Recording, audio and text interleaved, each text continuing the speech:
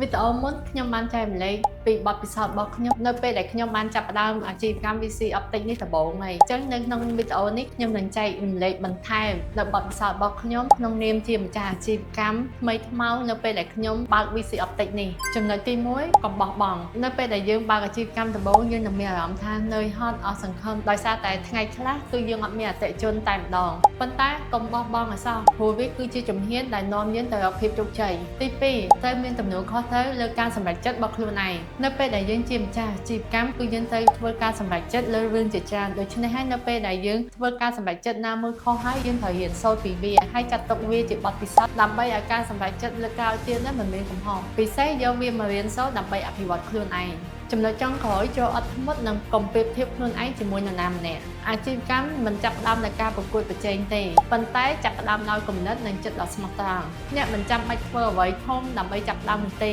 អាចចាប់ផ្ដើមវាដោយចំណុចទូចដោយក្តីស្រឡាញ់ពិតប្រាកដការបង្កើតអាជីវកម្មខ្លួនឯងមិនមែនសម្រាប់អ្នកដែលចង់បង្កើតភាពងាយស្រួលនិងមានបាននោះទេវាសម្រាប់អ្នកដែលវិច្ចរស់ក្នុងការរៀនពីកំហុសនិងឈរឡើងវិញនៅពេលដែលដួលចុះព្រោះអាជីវកម្មមិនត្រឹមតែបង្កើតប្រាក់តែវាបង្កើតជីវិតនិងអត្ថន័យថ្មីសម្រាប់យើងផងដែរ